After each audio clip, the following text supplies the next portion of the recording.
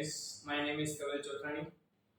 હવે આપણે લોકો પ્રિન્સિપલ્સ ઓફ મેનેજમેન્ટની અંદર એક સિરીઝ ચાલુ કરી છે અથવા બધા સબ્જેક્ટની આવી સિરીઝ બનાવવાની ઈચ્છા છે જેની અંદર ફ્રીક્વન્ટલી આસ્ક ક્વેશ્ચન્સ હશે જેટલા પણ યુનિવર્સિટીઝના એ આપણે આની અંદર કવર અપ કરશું. તો sorry first let's start with the principles of management.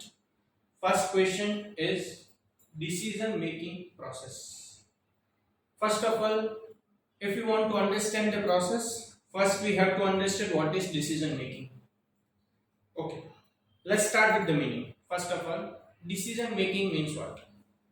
Decision making means it's a process of when you have the different options, you have to select one of those which is the best one according to the company. That is called the decision making.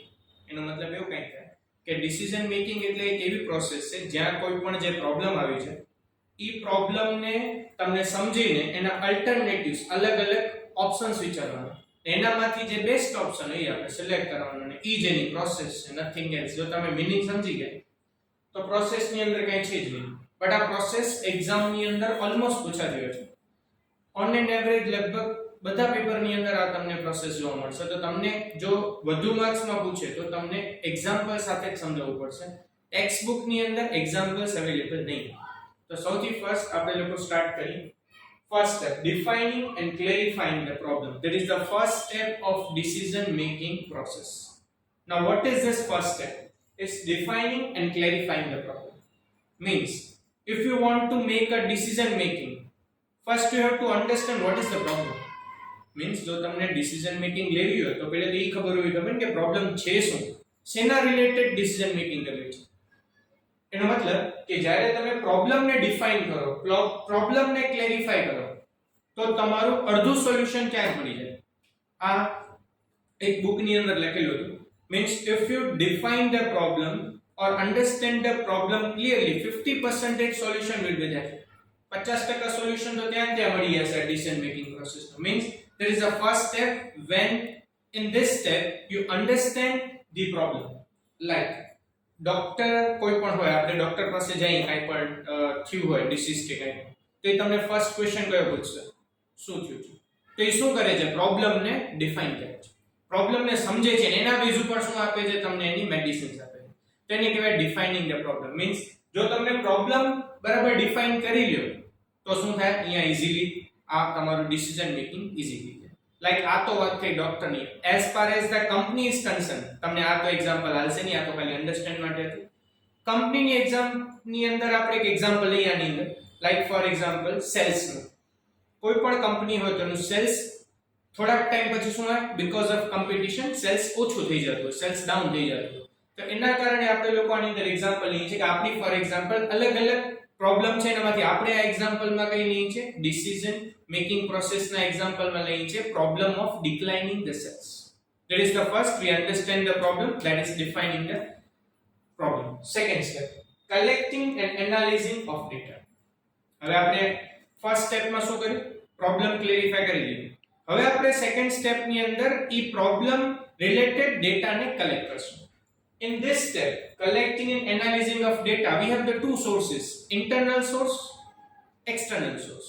હવે internal source નો શું મતલબ થાય? કંપનીની અંદરના data. અને external source નો શું મતલબ થાય? કંપનીની બહારના ડેટા. internal source નો મતલબ થાય those data which are in the organization, like past ની sales report પડી હોય, past ની marketing report પડી હોય, past year ની કોઈ sales report પડી હોય, finance report પડી હોય, ગમે ડેટા હોઈ શકે.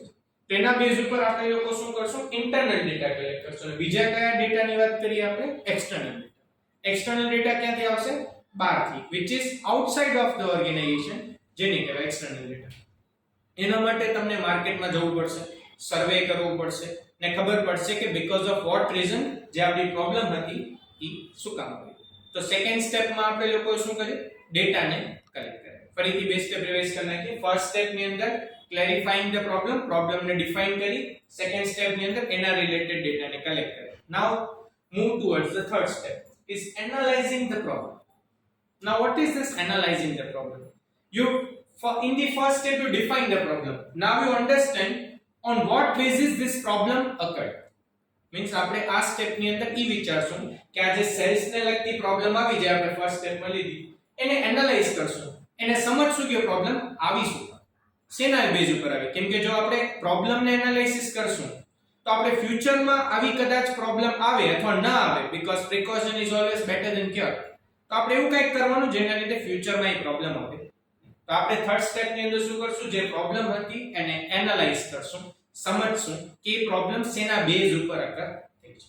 એના માટે થર્ડ સ્ટેપ છે. જો તમે આ પ્રોબ્લેમ સમજી લો તો ઇન ફ્યુચર કોઈ પણ આવી પ્રોબ્લેમ આવે તો તમે એની સામે ટેકલ પણ કરી શકો, જે ફ્યુચર માટે બેનિફિટ રહી શકે છે. આ છે થર્ડ સ્ટેપ. હાફ પ્રોસેસ આપણે ઓવર કરી દીધી, એકદમ સિમ્પલ છે. Fourth step, developing alternative solutions. Okay, શું મતલબ થાય ડેવલપિંગ અલ્ટરનેટિવ સોલ્યુશન્સ? નામ જ કહે છે જે પ્રોબ્લેમ છે એના સોલ્યુશન માટે અલ્ટરનેટિવ પ્લાન્સ વિચારવાનું. અલ્ટરનેટિવ નો મતલબ શું થાય? Different plan. Like for example, આપણે ફર્સ્ટ સ્ટેપમાં કઈ પ્રોબ્લેમ લીધી છે? ડિક્લાઇનિંગ ઓફ સેલ્સ, સેલ્સ ડાઉન જાય છે એની પ્રોબ્લેમ લીધી છે. તો એના રિલેટેડ આપણે ફોર્થ પોઈન્ટમાં કયા અલ્ટરનેટિવ પ્લાન હોઈ શકે છે? લાઈક ફોર એક્ઝામ્પલ, આપણે સેલ્સ ડિક્લાઇન થયું છે તેના સોલ્યુશન ક્યાં? તો ફોર એક્ઝામ્પલ તમે ક્વોલિટી અપ કરી નાખો, આ એક સોલ્યુશન હોઈ શકે. બીજો ઓપ્શન, તમે પેકેજિંગ ચેન્જ કરી નાખો, આ બીજો ઓપ્શન હોઈ શકે છે. એના પછી ક્વોલિટી ક્વોન્ટિટીમાં અપગ્રેડ કરી નાખો, આ ત્રીજો ઓપ્શન હોઈ શકે છે. ચોથું, થોડી ઘણી એડવર્ટાઇઝમેન્ટ કે સેલ્સ પ્રમોશન કરી લો, આ ફોર્થ ઓપ્શન હોઈ શકે છે. તો આ બધા શું છે? જે આપણી પ્રોબ્લેમ હતી ફર્સ્ટ સ્ટેપ ની અંદર ડિક્લાઇનિંગ સેલ્સ, એના સોલ્યુશન છે કે આ બધા જો તમે પ્લાન વિચારો, આને કહેવાય ડિફરન્ટ અલ્ટરનેટિવ પ્લાન્સ. એના પછી fifth step, evaluating and selecting the solutions. હવે જે આપણે ચાર ઓપ્શન્સ વિચાર્યા એને શું કરવાનું છે? ઇવેલ્યુએટિંગ નો મતલબ થાય અન્ડરસ્ટેન્ડ કરવાનું છે, એન્ડ સિલેક્ટિંગ ધ સોલ્યુશન્સ, ને આ ચારેમાંથી જે બેસ્ટ હોય એ આપણે શું કરવાનું છે? સિલેક્ટ કરવાનું.